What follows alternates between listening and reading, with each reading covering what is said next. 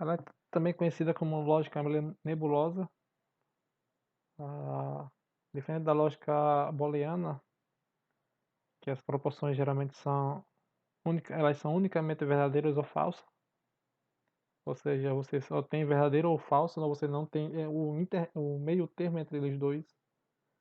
Na lógica difusa, as proporções podem obter valores intermediários entre esses valores verdadeiros e falsos. Ou seja, pode ser uma meia verdade ou uma meia falsa. As sentenças passam a ter um grau de pertinência, eh, que é geralmente utilizada por essa letra grega mi. Geralmente a lógica fuzzy em comparação com a RNA, como a RNA vem da base das redes neurais biológicas, a lógica fuzzy que vem da base do pensamento. Ou seja, ela reflete como uma pessoa pensa. Ela tenta modelar o nosso senso de palavras para tomar decisões ou de senso comum. A lógica fuzzy ela trabalha com um grau de pertinência, como eu falei antes, e nós vamos fazer apenas um comparativo aqui de grau de crença e a teoria das probabilidades. Um exemplo, 80% dos pacientes com dor de dente têm cáries. Numa probabilidade, 80% de verdade não significa 80% dos pacientes não significa que 80% é verdade, mas sim um grau de crença de 80%. Ou seja, vamos dizer que se 10 pessoas forem num dentista, não quer dizer exatamente que que dessas 10 pessoas, 8 vão ter cáries.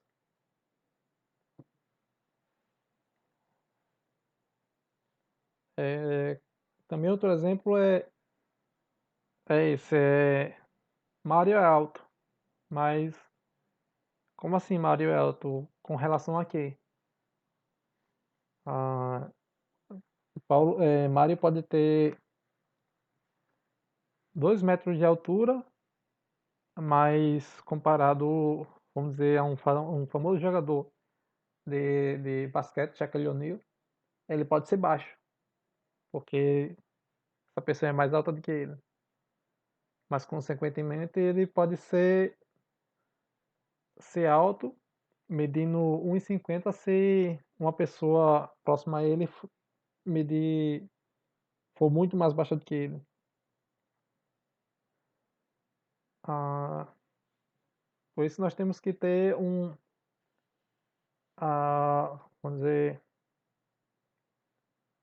vamos dizer que o termo alto é um termo vago. Aí como você pode interpretar ele é, em forma de lógica, de programação. A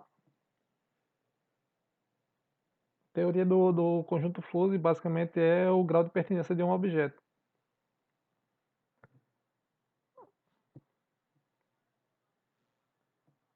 Ou seja, como é apresentado aqui, é, temos a altura aqui 1,75. No conjunto clássico nós temos que a partir de 1,75 a pessoa é alta. Mas no conjunto fuzzy nós temos uma curva de temos essa curva de pertinência, onde ela varia de 0 a 1, ou seja, de falso ou verdadeiro.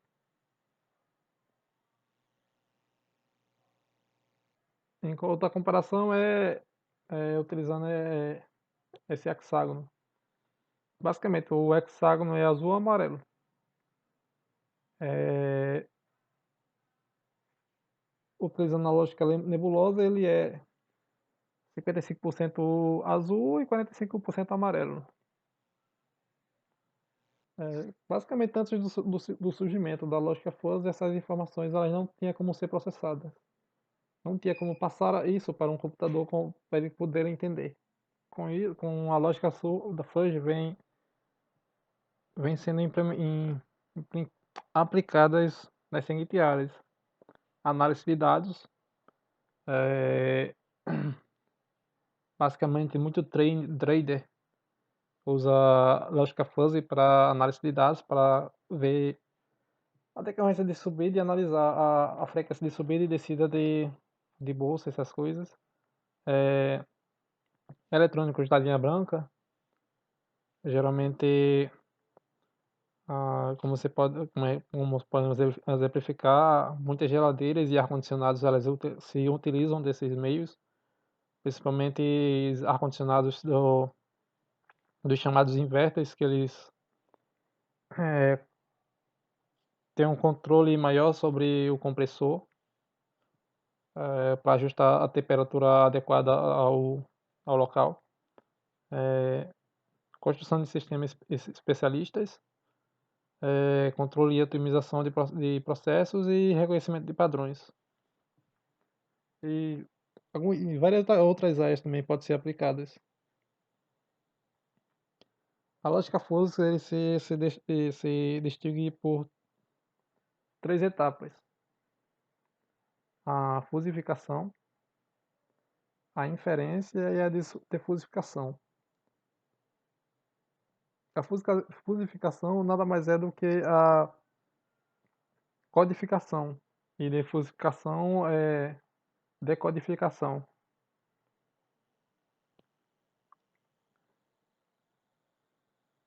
A fusificação, codificação, traduz valores de entradas em valores nebulosos. Como exemplo aqui vamos usar um exemplo de tanque. Nós temos aqui um controlador fuzzy ligado a uma planta tanque. No caso, nós temos dois tanques aqui, eu quero controlar a vazão desses tanques. No, na minha entrada aqui, o que eu teria de sinal de, de entrada seria a quantidade de líquido aqui dentro ou a altura do líquido. Seria uma entrada como exemplo. As etapas, basicamente para nós conseguirmos formar a fosificação, nós temos que analisar quais são as variáveis de entradas e saídas, escolher as variáveis as quais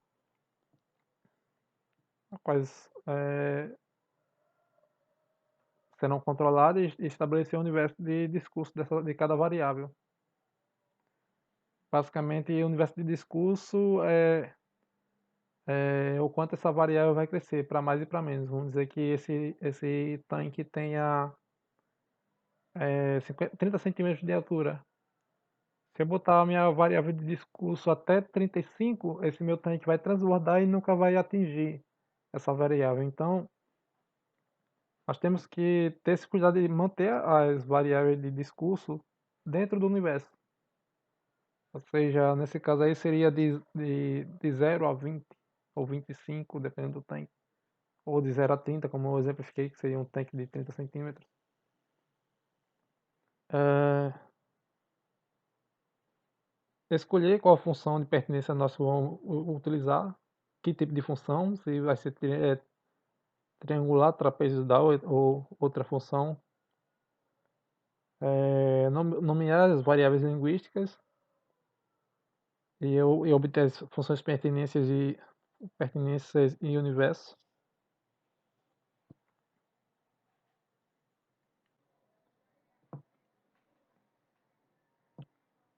Bom, aí vemos agora para a inferência. É o meio do caminho, a parte onde os dados irão ser analisados. Ela se baseia no conhecimento, ou seja, o conhecimento técnico, a tomada de decisão. Como anteriormente a gente estava falando, ah, o controlador fuzzy nada mais é do que se fosse um técnico ali indo manualmente lá regular as válvulas lá dos tanques. Ou seja, quando ele vê que o nível está mais para cima do que o normal, ele abre a válvula entre o tanque 1 e 2 e tende a baixar o nível do tanque 1. Aí, com essa base de conhecimento, nós montamos as tomadas de decisões, com os famosos COO, usando a lógica booleana. Depois da análise de todas as análises serem realizadas, já se sabe todas as possíveis saídas do nosso sistema, de acordo com a situação. Aí nós podemos montar a nossa matriz de associação fuse. Ou seja, tem um se,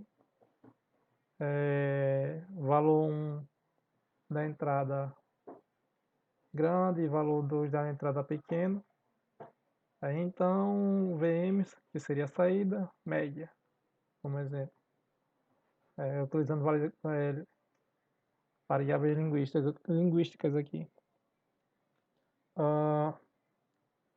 E outra coisa que nós também podemos ver é a questão das funções que utilizaremos. Nesse caso aqui, nesse exemplo, nós temos funções triangulares e funções retangulares. Aí essas funções também discorrem do tipo de ações que você vai tomar. Essa ela vai ficar mais clara quando a gente passar por exemplo. Vocês vão entender melhor essa parte das funções. Pronto, os mecanismos diferentes que podem ser usados são esse mínimo máximo, modelo mínimo máximo, modelo de Madani, operador de Lassen, Brouwer-Golden e etc. O modelo de Nadani geralmente é o mais utilizado. Ele se baseia no modelo de mínimos e máximos. Só um exemplo aqui de modelo de mínimos e máximos. Eu tenho duas entradas para um sistema com várias variáveis linguísticas aqui. E no caso tem uma, duas, três, quatro, cinco, seis, sete variáveis linguísticas. Na entrada 1, tem mais 7 na entrada 2 e nós temos a saída. A variável linguística aqui, de entrada está variando de 0 a 1. Aqui nós temos um ponto de interseção. Cortando aqui, vamos dizer que seria... Vamos supor que seria o nível dos tanques aqui. Ou seja, o tanque 1 está com 70% e o tanque 2 está com 55%. Nesse meio aqui nós temos as variáveis linguísticas, vamos dizer que seria baixo, muito baixo, ou vazio, muito baixo, baixo, médio, alto, muito alto e transbordando. Eu tenho um corte nós pegamos apenas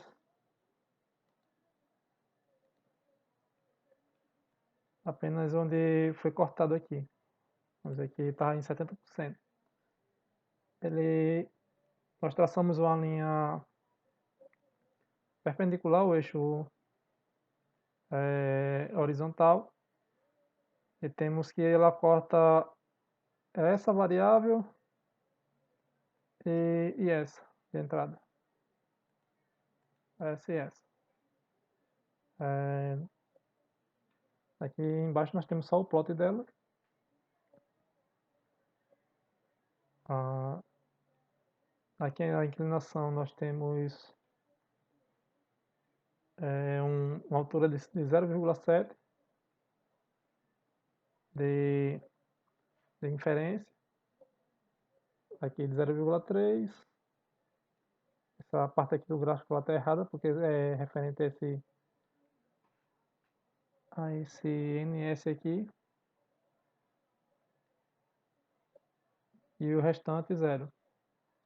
Na segunda parte, nós temos pegando mais ao meio, então eu tenho, sim, esqueci de dizer essa parte, nós comparamos a altura máxima daqui de corte,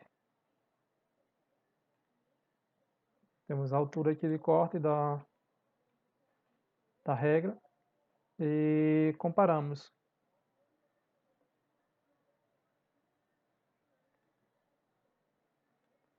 E se cruza aqui e se cruza aqui. Então, pela regra dos mínimos, eu tenho que, entre essas duas, a que eu vou aproveitar é a de zero, a menor. Então, 0,7. Então, a saída vai ser do mesmo modo, 0,7. Aqui na regra 2 também é 0,3 e 0,2. Então, a saída é 0,2. No G mais não tem. E para a obtenção da nossa resposta de inferência, eu faço o somatório dessas duas áreas.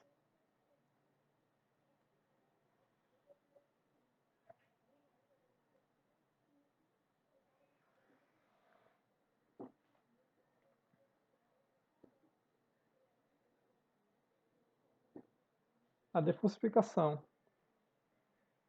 Basicamente, depois da inferência, nós vamos decodificar esse valor. Nós obtemos a área, né, aquela área do lado do sistema, soma lógica, assim dizendo. É possível usar esses três métodos para a obtenção do valor. Eu posso utilizar o centro de massa, ou seja, eu calculo o centro de massa dessa área,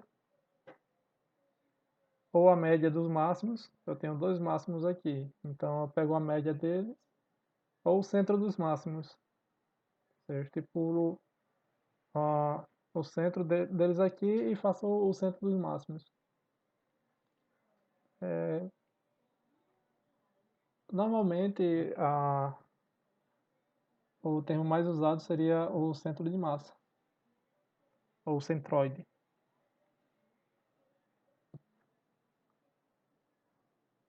Vamos agora aqui para alguns exemplos do MATLAB.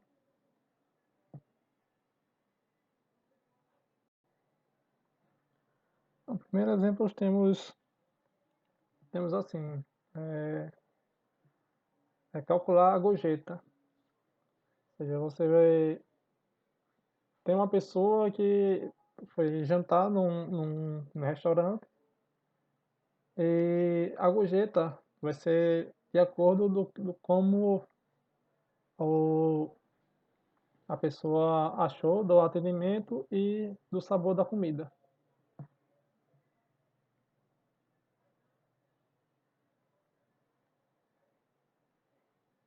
No MATLAB também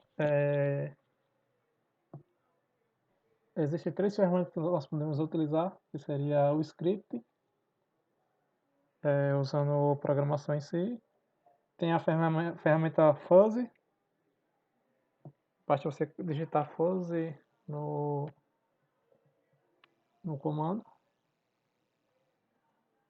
ele já abre.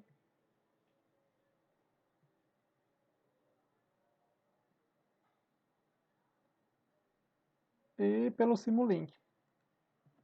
Simulink tem várias ferramentas também que você pode utilizar nele para fazer simulação com Fuzzy. Mas a gente vai se abster apenas ao script e a ferramenta Fuzzy.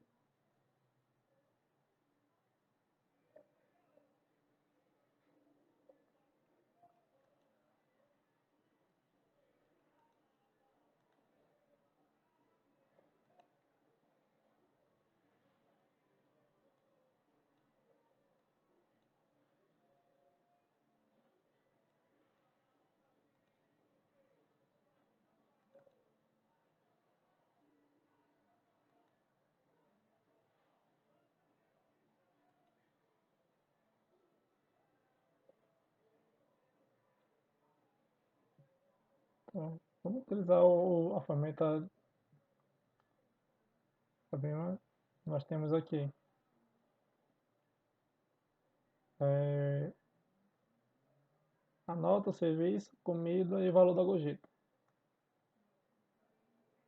Ah, eu tenho basicamente duas entradas, serviços e comidas.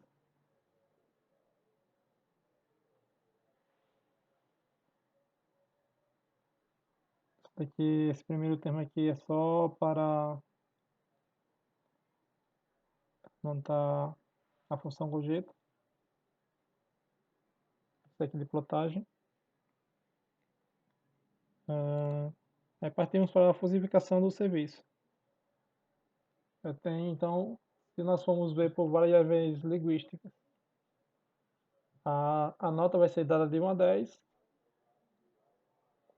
Aí eu tenho o serviço, ele pode variar entre fraco, bom e excelente. O tipo de função utilizada foi do tipo triangular, serviço fraco, de 0 a 3, serviço bom de 2 a 8, e excelente de 7 a 10. Codificação da comida. A comida também se define ruim e deliciosa. No caso aqui, se utiliza a função trapezoidal. Ela varia de 0 a 6 para ruim e de 4 a 10 para deliciosa. A gorjeta, que seria a saída. Também vamos codificar ela, utilizando triangular novamente. Só um detalhe. Essa palavra trim F quer dizer que o tipo de função é função triangular. Trapezoidal é trap-MF. Aqui nós vemos com as regras.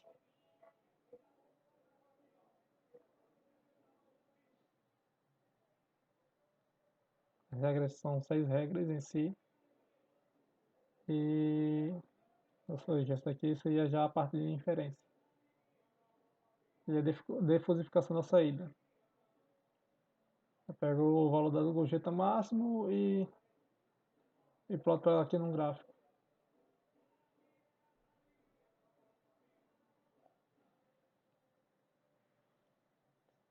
Essa parte aqui é para baixo apenas só de questão de gráfico mesmo.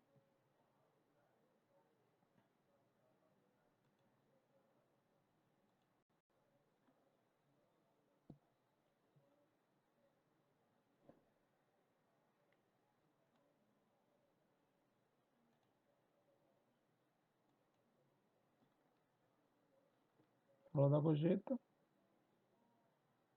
Esse valor médio que ele plota aqui é apenas um valor médio. Mas aqui nós temos a superfície de inferência. Ou seja, eu tenho comida e serviço e valor da gorjeta percentual aqui, em real.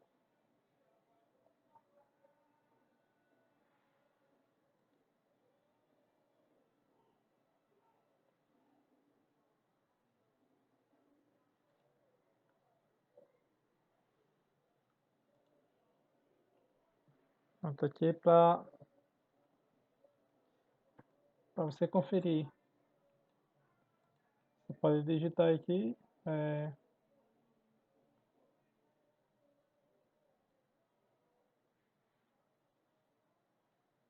Esse termo aqui, função gorjeta.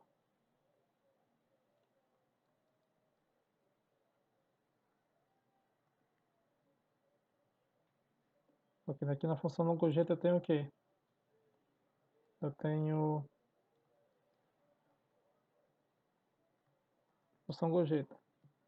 Eu tenho a nota do serviço, vamos ver, eu achei a nota do serviço de 1 a 10. Vamos dizer que achei o serviço excelente, então eu vou dar uma nota 9. Mas a comida não foi tão boa assim. Então eu vou dar uma nota 3, 2, 3. Então a gorjeta vai ser.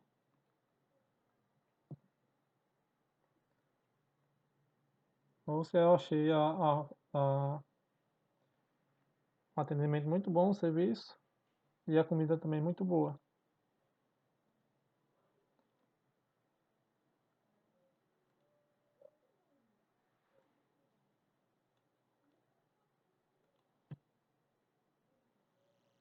Na ferramenta, ela tem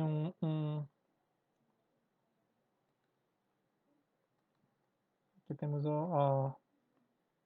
aquelas funções que eu falei anteriormente, funções da parte de inferência, de classificação e inferência. Para fraco, bom e excelente no serviço, comida trapezoidal, ruim e deliciosa, e a saída, eu tenho a gorjeta, também em três funções triangulares. Aí a função pertinência, e a partir daqui que eu tiro os valores dados, os valores das gorjetas, a partir do centro de massas aqui.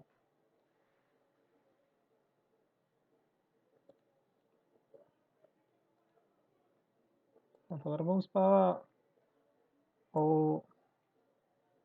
a ferramenta. Vamos usar esses exemplos novamente. Aqui eu tenho o que? Aqui eu tenho duas entradas, né, e uma saída. Então, deixa eu ver aqui só para comparação. Ah, ele, de padrão, ele entra com a entrada, a fusificação, que você pode escolher entre, não é aqui, o método Mandanin ou Sugeno. A gente vai usar o Mandanin. É, aqui em inputs, nós venhamos aqui adicionar variáveis. No caso, nós queremos duas variáveis, né? Se eu quiser adicionar também saídas, eu posso vir aqui e aditar variável e output. Aqui na primeira, eu tenho serviço.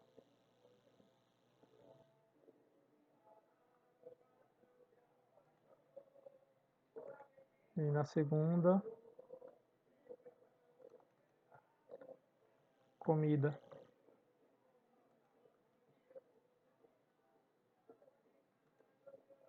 Se eu der dois cliques nela, eu posso editá-la.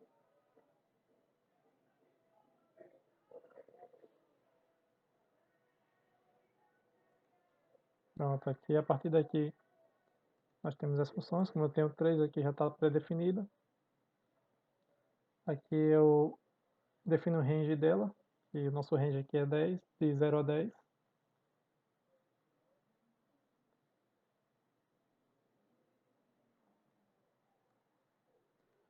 Aqui eu nomeio a variável linguística. A primeira variável é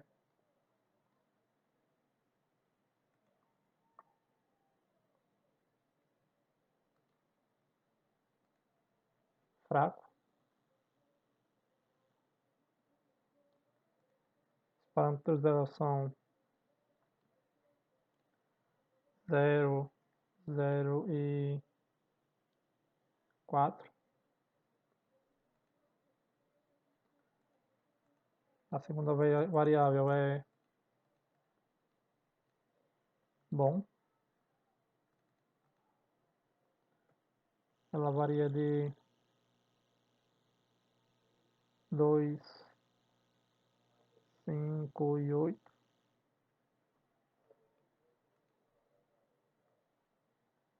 Aqui só para constar mesmo esses parâmetros. 2 é o primeiro ponto do triângulo,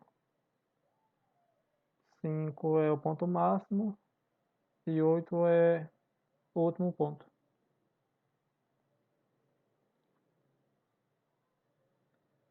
Terceira variável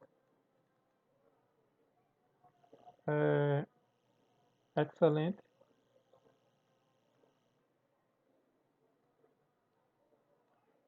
onde eu tenho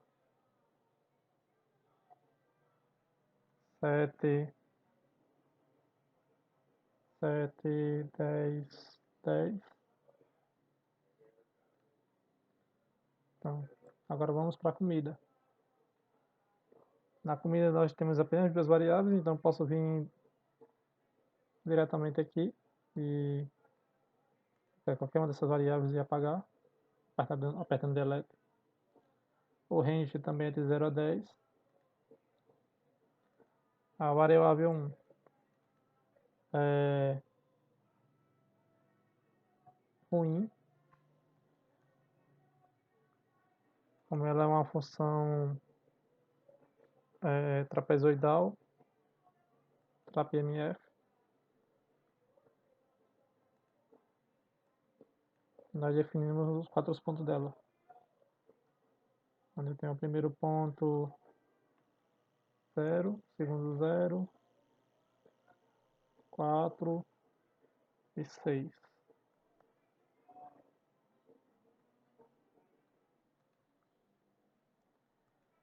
Segunda variável,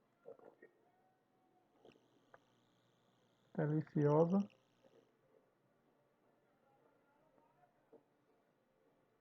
Também trapezoidal.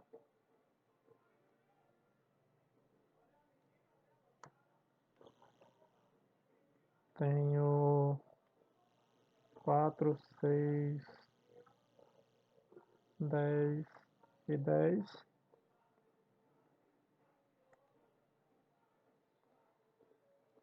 E a saída eu tenho a gorjeta.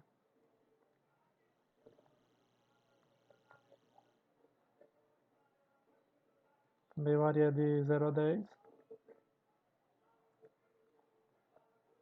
E tem três variáveis.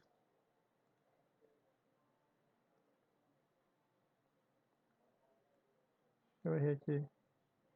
Para você alterar o nome da variável, você vem no... Aqui você clica em cima dela e muda. Gorjeta.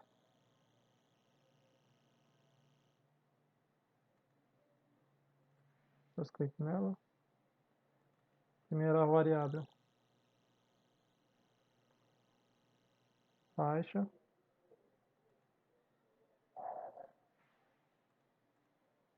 Triangular, né?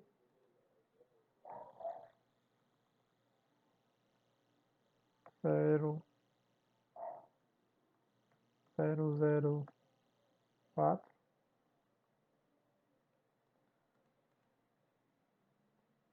Segunda,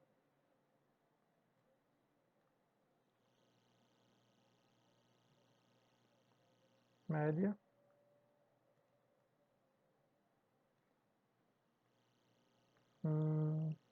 5, 9. E a terceira alta.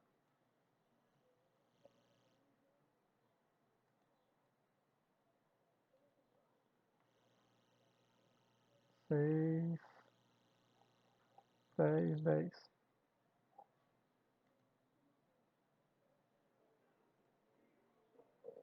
Pronto. Já temos a entrada e a saída. Agora nós vamos editar as regras. Você vem aqui em Edit, Rules. E vamos utilizar as regras que usamos no script.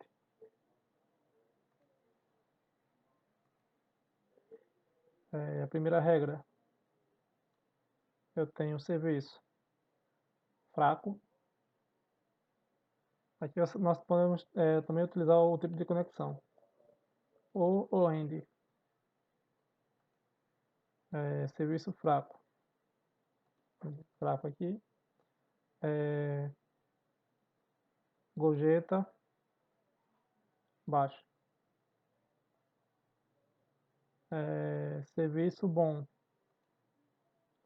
gorjeta, ou serviço fraco, na primeira regra, serviço fraco, gorjeta baixo.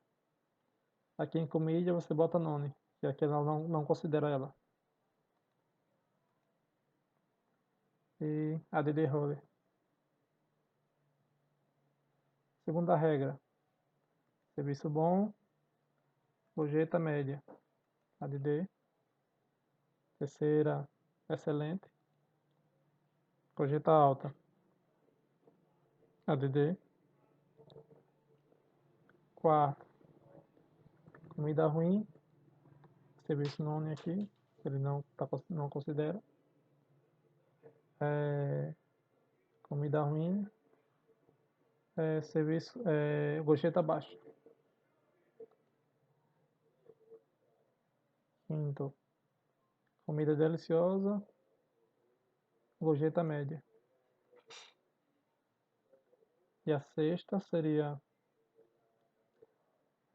comida deliciosa, serviço excelente e gorjeta alta. ADD. Close.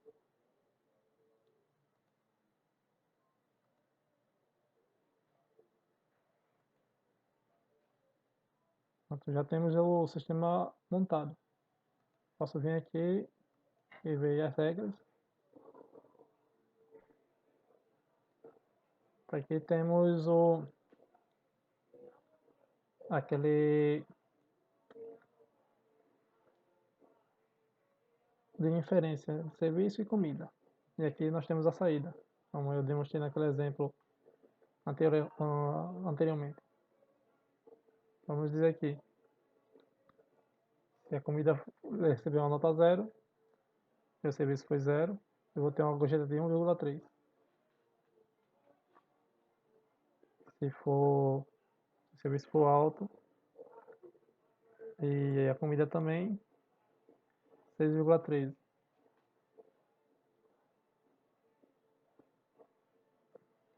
Aí, se nós formos comparar com a saída do script,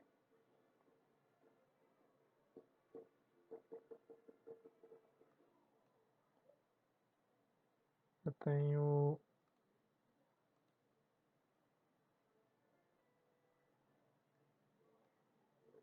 serviço 5, comida 10, 5. Serviço 5, comida 10, gorjeta 5. Serviço 5, gorjeta 6,5, gorjeta 5.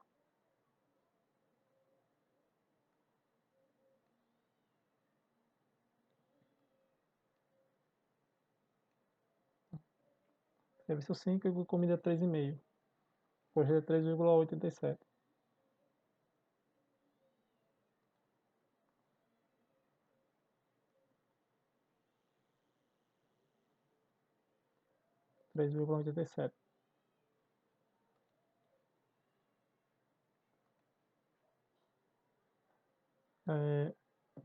Aqui nós também podemos ver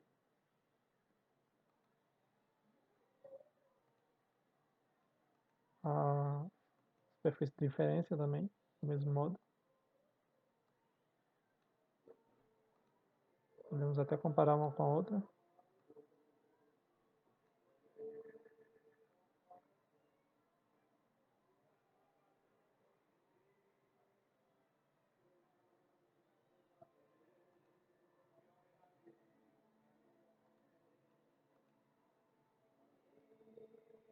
Aqui também você pode exportar.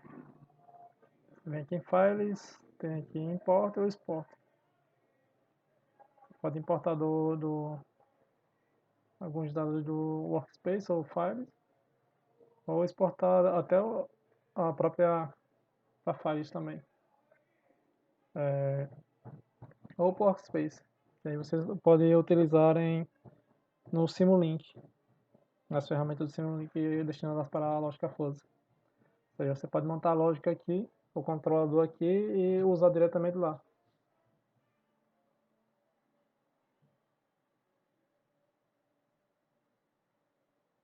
Aqui também você pode remover variáveis.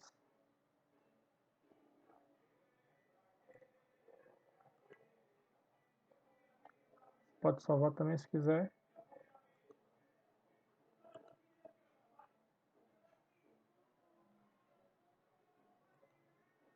Não é o caso aqui.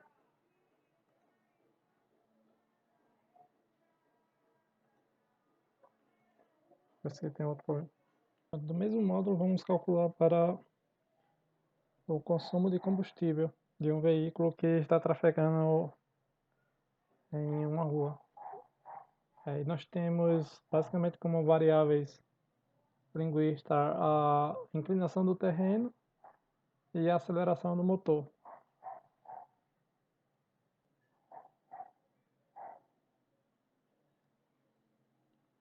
Como exemplo, também vamos mostrar no script e na ferramenta de lógica fuzzy.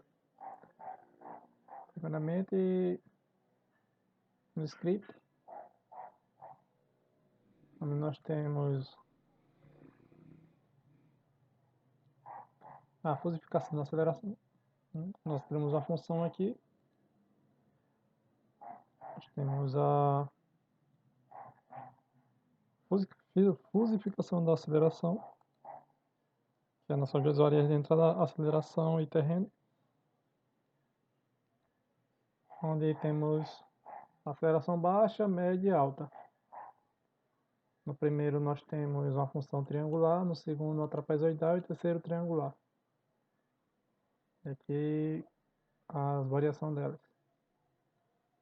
A do terreno, semelhante modo, é declive, plano e aclive, sendo plano trapezoidal.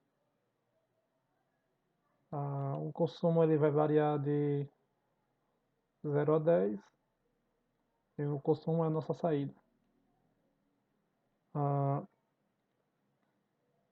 Ele é formado por três funções triangulares, do tipo triangular. As regras são basicamente essas. São 9 regras, onde eu tenho a primeira regra, se a aceleração for baixa e tiver em declive, o consumo é baixo. A segunda regra é se a aceleração for baixa e o terreno for plano, o consumo também é baixo. Na terceira, baixo aclive, o consumo é médio. E assim por diante. Aí nós relacionamos a velocidade e inclinação do terreno. E com isso geramos o consumo. E aqui embaixo é a função do centroide para nós podermos achar o consumo. Como é uma função, é só digitarmos o nome da função.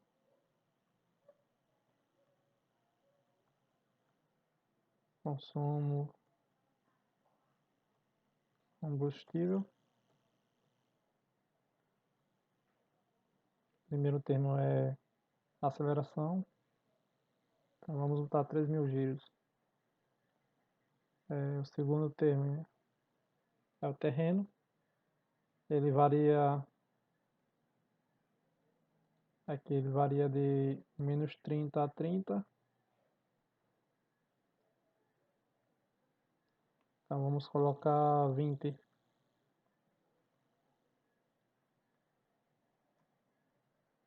Então, 7,75. Esse seria o consumo de litros a cada 10 km.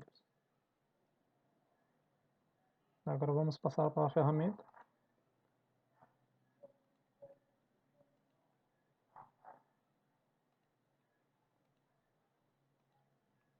Essa aqui para agilizar um pouco eu já deixei já montado, mas também é o mesmo passo a passo. Temos duas variáveis, adicionei as duas entradas, os dois inputs, aceleração e terreno, e a saída do consumo.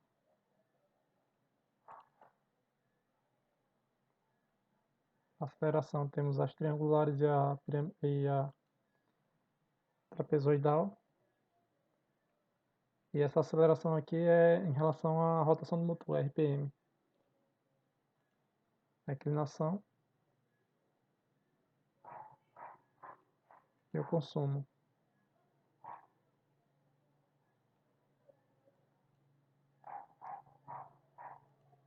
Ah, as regras. Do mesmo modo, aceleração baixa, declive, consumo baixo. E assim por diante. Sim, caso você queira alterar uma regra dessa sem precisar excluir, é só você vir alterar aqui e clicar em Charger Rule. Mas se você, ou em outro caso, se você quiser deletar, só vem em delete.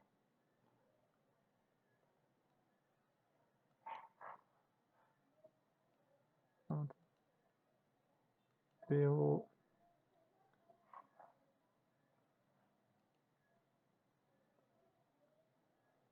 superfície de em 3D relacionando aceleração, consumo, terreno e consumo, superfície de inferência.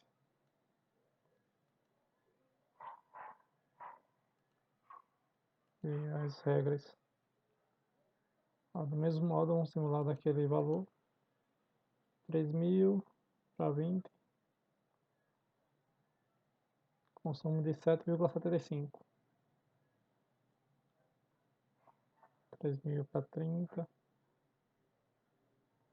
8,83.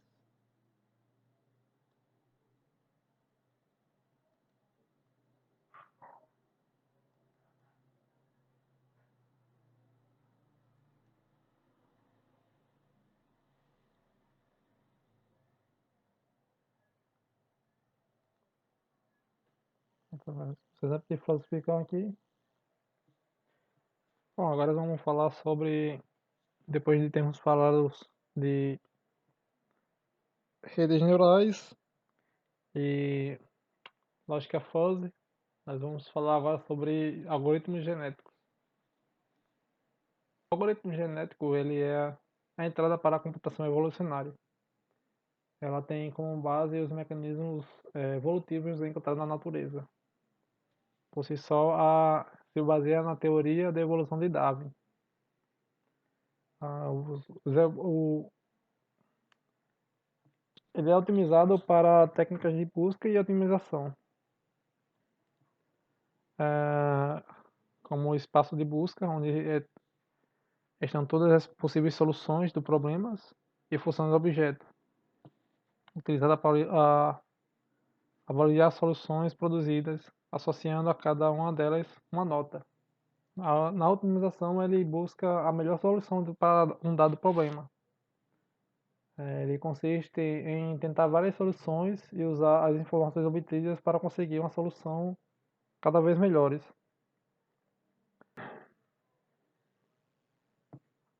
Ele é caracterizado por um algoritmo estocástico, não é determinístico, trabalha com uma população de soluções simultâneas, são fáceis de serem implementados em computadores, adaptam bem à computação paralelas, é, nessa parte de computação paralela se dá-se também, porque como ele trabalha com muitos dados, se você conseguir separar ele por núcleos de processamento, você pode reduzir drasticamente o seu tempo de processamento. São facilmente hibridizados com outras técnicas. Funciona com tanto com parâmetros contínuos ou discretos.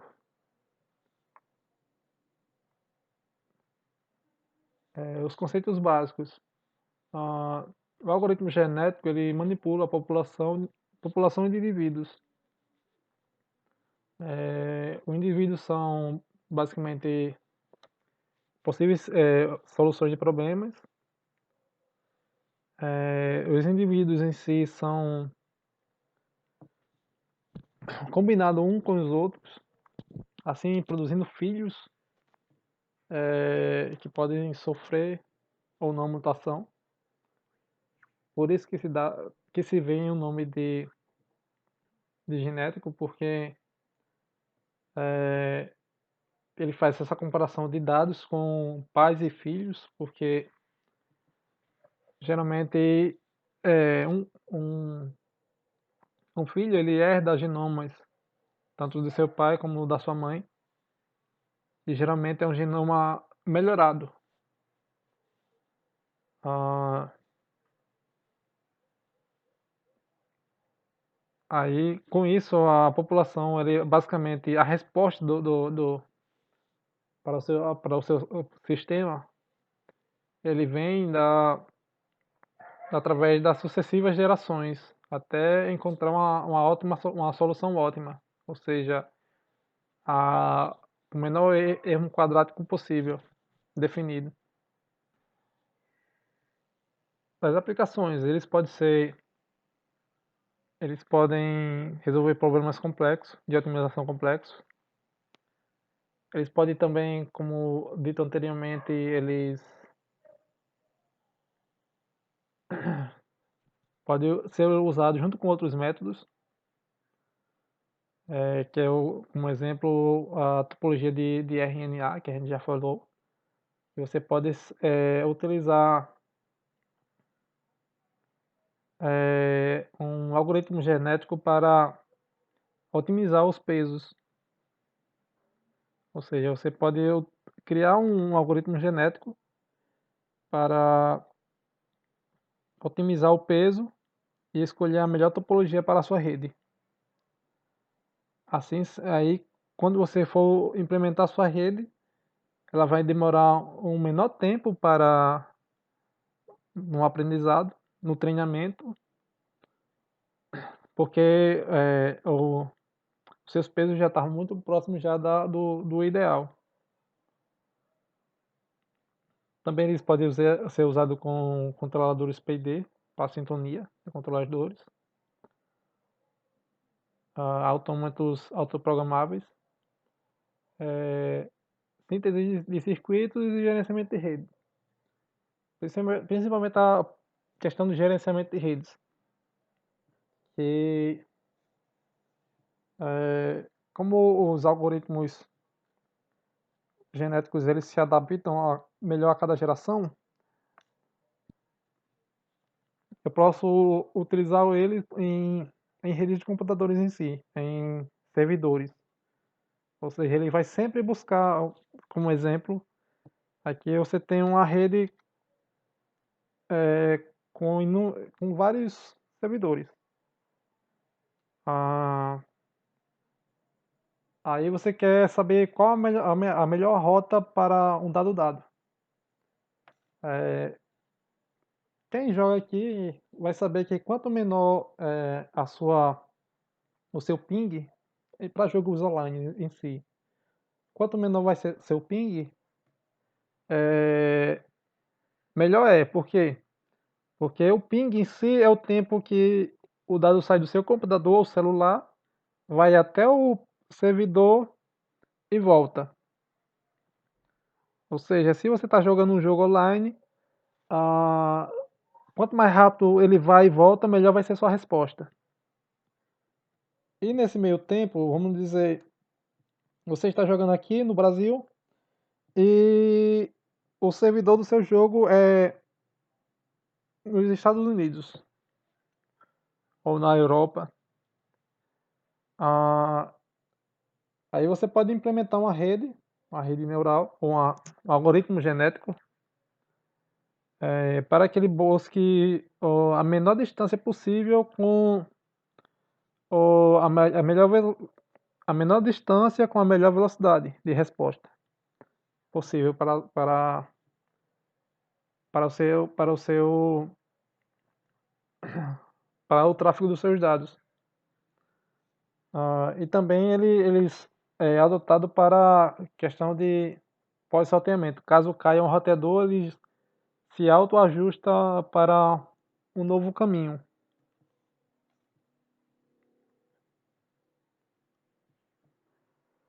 O algoritmo tradicional, ele basicamente temos uma população, é, eu calculo a aptidão de cada indivíduo dessa população, ah,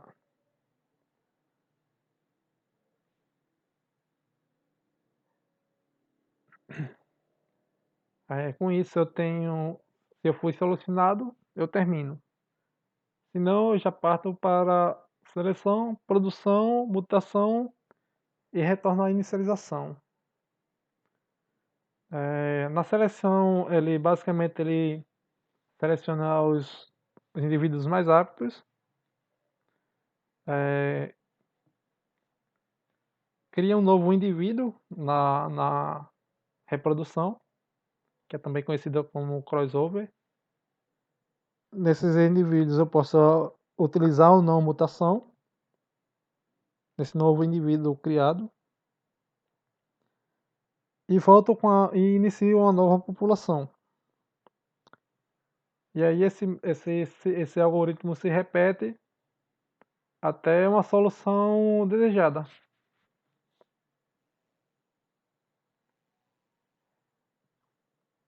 O indivíduo, como em comparação,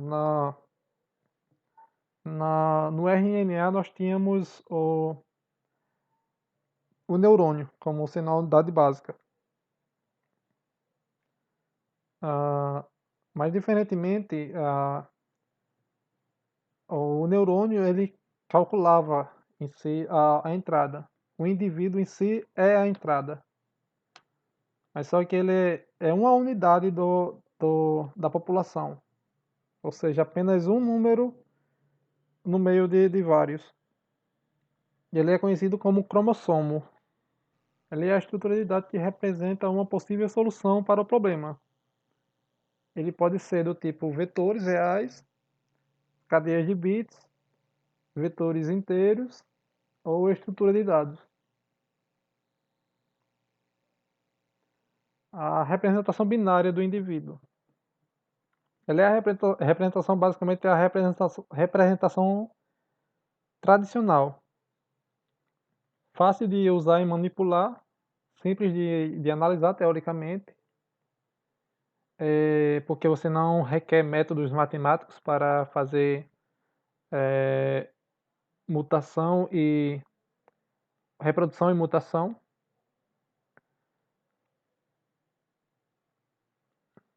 A mutação dos primeiros bits, ele gera bits do gene, ele afeta mais a aptidão do que a mutação dos últimos bits. A representação contínua do indivíduo. Para o ser humano é mais natural, porque você vai trabalhar com números decimais em vez de números binários ou cadeia de bits. Ele basicamente é com cromossomos compactos e com precisão numérica, padrão utilizado o I3E 754.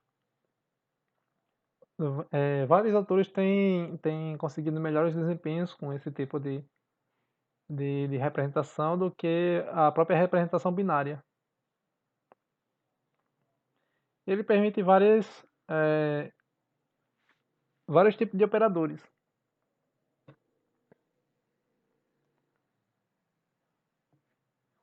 Agora vamos falar um pouco sobre o passo a passo de cada parte do algoritmo. Mas vamos falar um pouco mais específico. Primeiramente vamos começar pela inicialização, né? A inicialização, ela define a estrutura do cromossomo. Se o cromossomo ele vai ser binário ou contínuo, os parâmetros do problema que cada cromossomo deve possuir e a quantidade de indivíduos. Ela pode ser aleatória, mas também, se for possível, já ela ser pré-definida.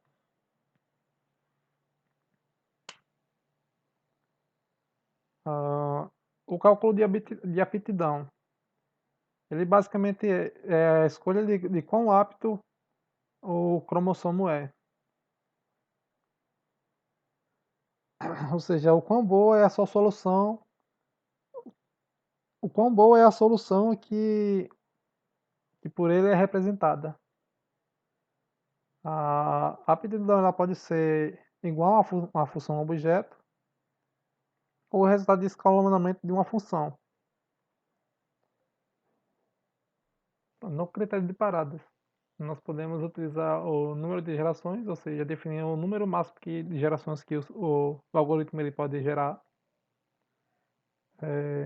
Ou se o valor for conhecido, se ele encontrou a solução, eu posso parar a minha geração quando ela encontrar a solução, ou por convergência. Ou seja, nas últimas gerações, quando não houver melhoria da aptidão, ou seja, não tiver mais variação de média ou de máxima, aí eu paro a, ge- a- o processo de iteração, de criação de nova geração.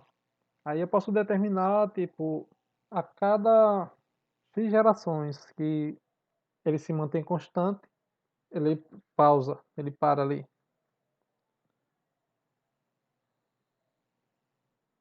Na seleção, ela basicamente imita a seleção natural. Os melhores indivíduos são selecionados para gerar filhos através de crossover e mutação. Dirige o algoritmo às melhores regiões do espaço de busca. Os tipos mais comuns de gerações de seleções usadas são o de seleção proporcional à adaptação e a seleção por torneio. Pronto, falando um pouco sobre a seleção proporcional, também conhecida como roleta. É, no processo de seleção por roleta, cada indivíduo da população é representado na roleta, proporcionalmente à sua aptidão. Assim, o indivíduo ele, com alta aptidão é dada uma porção maior da roleta, enquanto a da aptidão mais baixa é dada uma porção relativamente bem menor. Aí, como exemplo aqui, eu usei essa tabelinha aqui com a população de 5 indivíduos. Tem um indivíduo de 1 a 5. A aptidão dele, a probabilidade dele ser selecionado e a faixa favorável. Aí vamos imaginar que vamos adicionar esses indivíduos à roleta. Eu tenho aqui o indivíduo com mais alta probabilidade de seleção, seria o 2. Ah, o segundo, com 22%, seria o 4.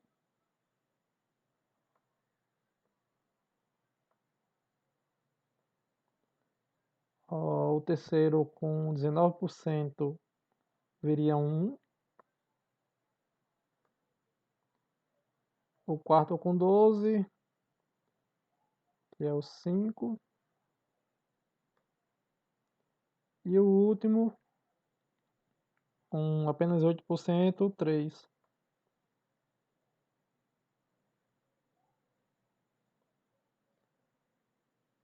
Daí O método funciona girando essa roleta. Eu giro essa roleta, ah, aí ele vai selecionar um número desse. Vamos dizer que cai, que desses daqui, o que tem mais alta probabilidade de cair, como eu disse anteriormente, seria o 2.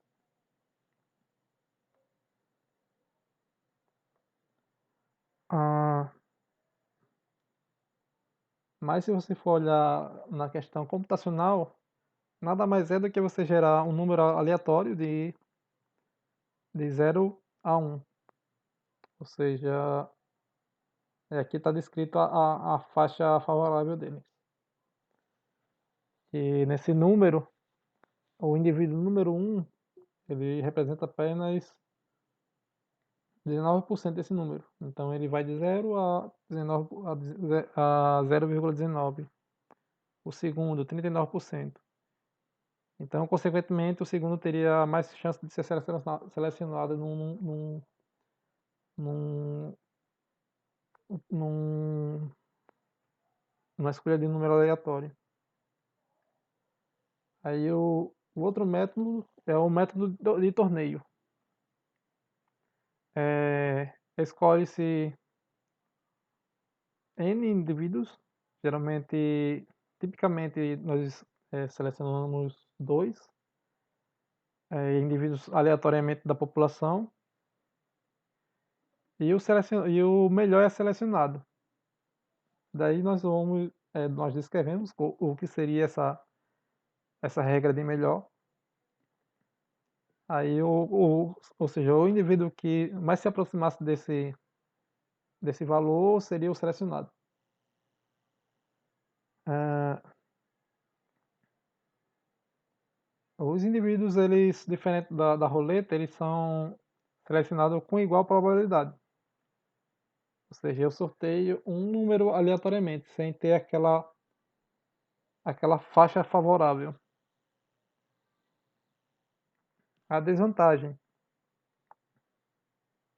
A, a escolha ou a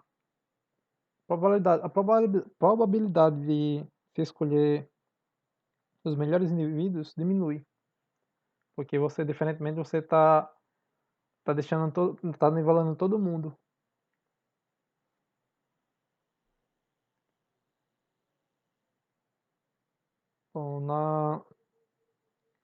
Bom, para o final nós temos depois de ter selecionado o indivíduo, nós temos a reprodução e em seguida a mutação. A reprodução nada mais é do que você combinar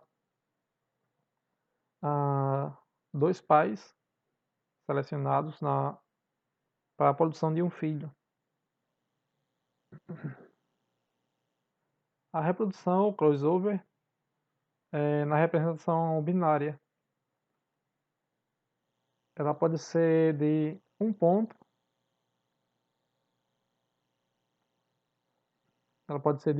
N pontos ou uniforme, ou crossover de representação contínua. Pode usar um crossover simples, um aritmético, ou um método heurístico, ou um blend crossover. O crossover de um ponto nada mais é do que você pegar dois bytes e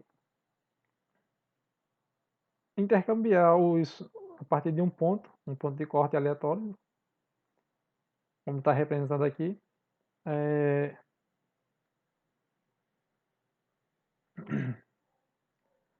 Aí você intercambia esses bits, ou seja, do lado direito você mantém, do lado esquerdo você troca pelos de baixo.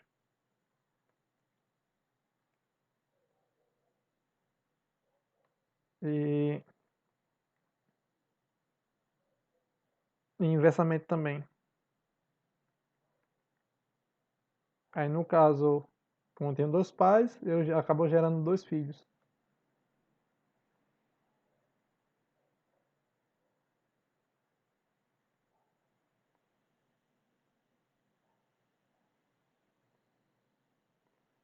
de múltiplos pontos, de n pontos, ou seja, você diferente daquele outro, em vez de você ter uma divisão, você vai ter n divisões definidas, como aqui exemplificado, você tem 4 divisões, onde eu tenho a troca dessas partes dos bits.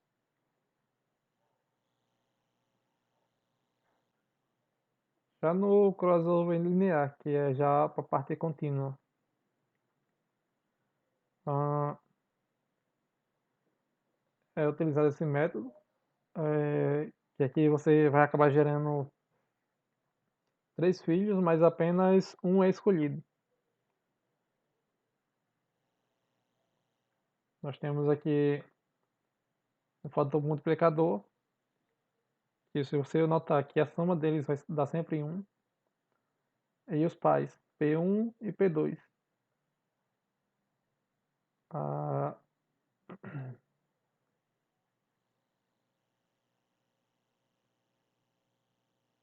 a mutação. A mutação nada mais é do que você alterar o valor de um bit do byte, e um bit, na verdade, de um bit ou mais. Ah, ela é aplicada com dada probabilidade da taxa de mutação, geralmente de 1% em cada um dos bytes do cromossomo. A taxa de mutação nem deve ser nem baixa, nem alta e nem baixa, mas o suficiente para que assegure a diversidade de cromossomos na população. A mutação basicamente é substituir um gene por um número aleatório, ou substituir um gene por um número aleatório utilizando uma distribuição gaussiana.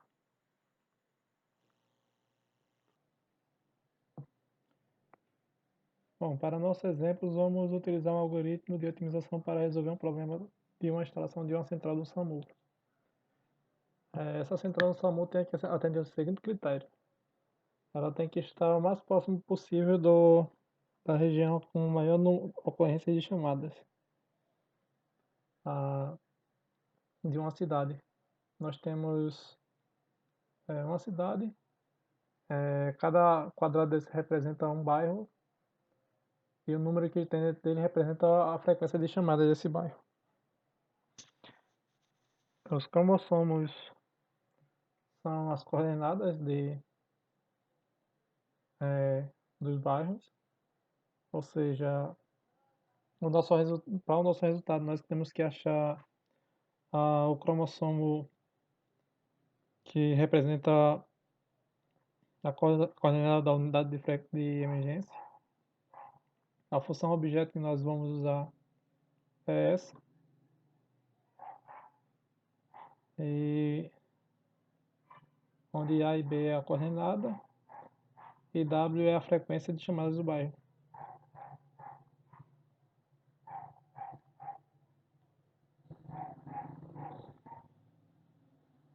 No MATLAB é utilizado apenas, como se trata de um algoritmo, o MATLAB ele não tem ferramentas para, que nem o RNA e a lógica Fuzzy.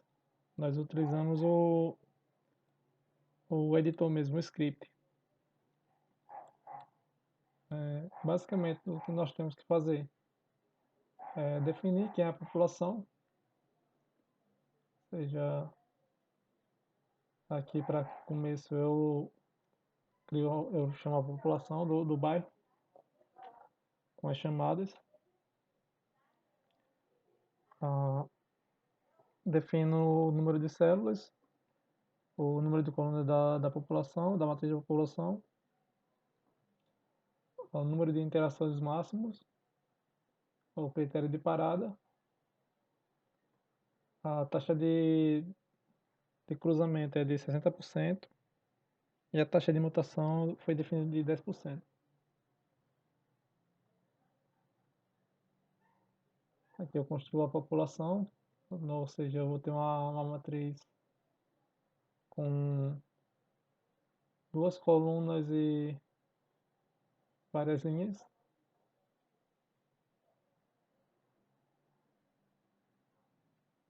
Aqui essa parte aqui chamada dos métodos é onde eu começo a tratar da parte de seleção, é, parte de seleção, de cruzamento e de mutação.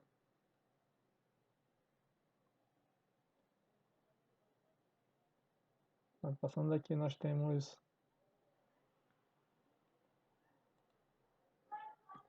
está chamada dessa função. Essa parte aqui é todas as funções que vão ser usadas para o método o método do algoritmo em si. Nessa primeira parte é somente inicialização. Aí esse while é o laço do algoritmo, ou seja, enquanto i for menor que o número de interações e a repetição for aproximadamente igual à repetição máxima, eu faço. Aí eu chamo a função objeto, ou se não, como conhecida popularmente como função fitness, que ela está aqui. Essa função é a mesma função que foi dada no problema. Tem a população e utiliza a função.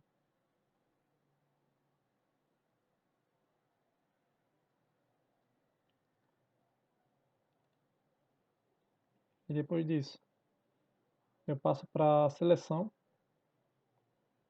ou seja,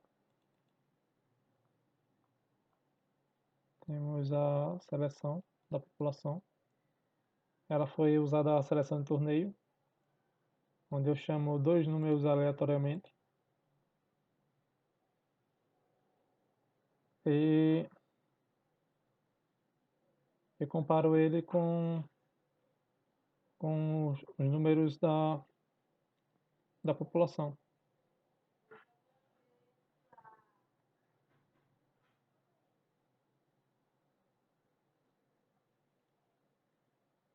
Aqui se compara e se seleciona os menores valores. Aí eu começo a montar a população.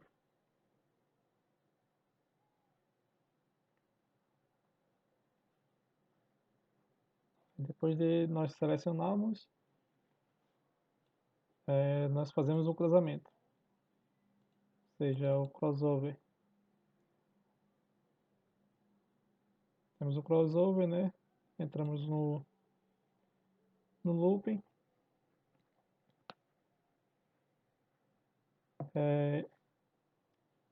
Escolhe novamente aleatoriamente na população é, dois indivíduos, dois indivíduos e cruzamos eles. Nós usamos a normalização de sigma aqui para fazer o cálculo.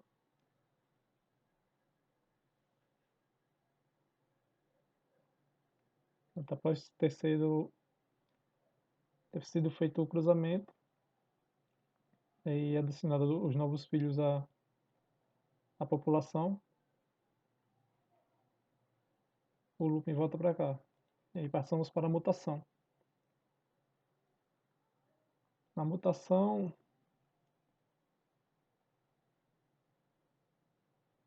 novamente eu chamo será um valor aleatório entre 0 e 1. Se a probabilidade for menor ou igual à taxa de mutação, é, normalizamos ele pela curva de sigma. E adicionamos novamente esse novo indivíduo à população. Aí aqui entra no caso que a taxa de. Só me ver. Taxa de mutação que foi colocada aqui.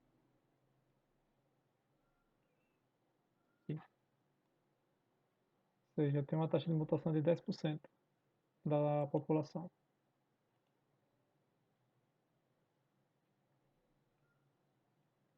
Após isso, voltamos.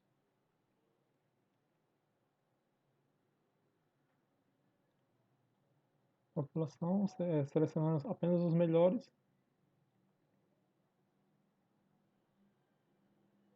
E dos melhores, nós plotamos os valores dos melhores.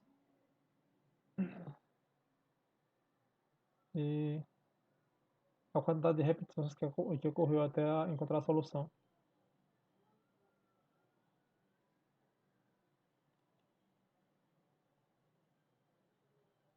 Aqui apenas alguns para montar a matriz e auxiliar.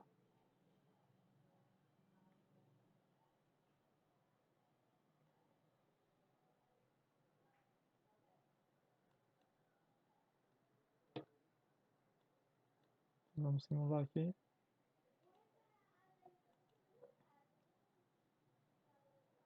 Caso eu tenha uma distância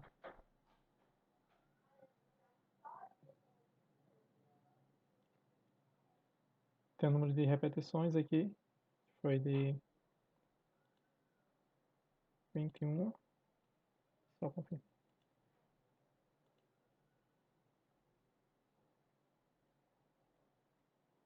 21 repetições, o melhor foi esse indivíduo. Esse valor é o valor da função fitness e a posição desse indivíduo.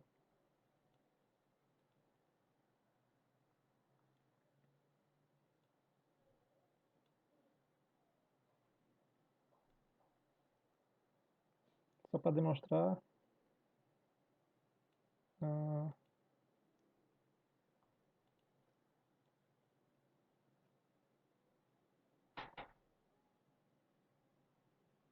população.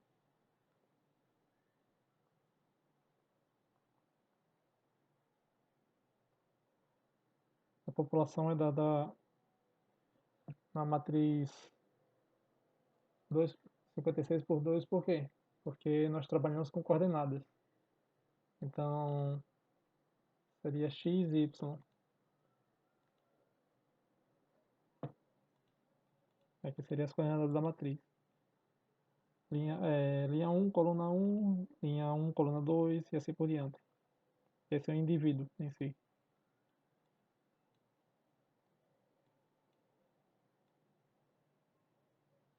Ah,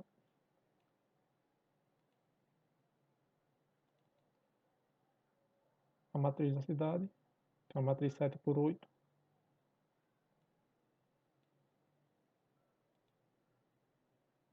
E a função fitness.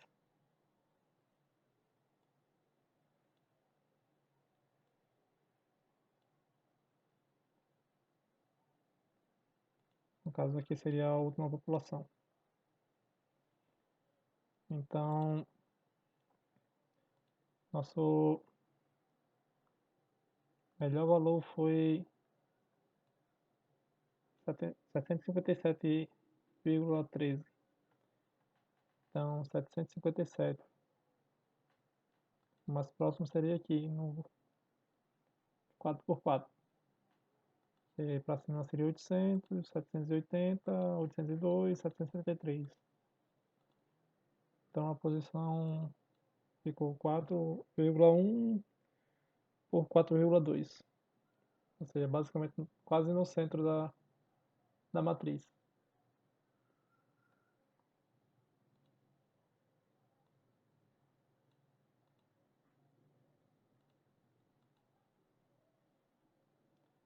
Se você vier aqui na matriz da cidade, nós podemos notar que realmente o ponto 4.4 é um dos maiores valores de ligação também. E está cercada em sua grande maioria, por números acima de 5.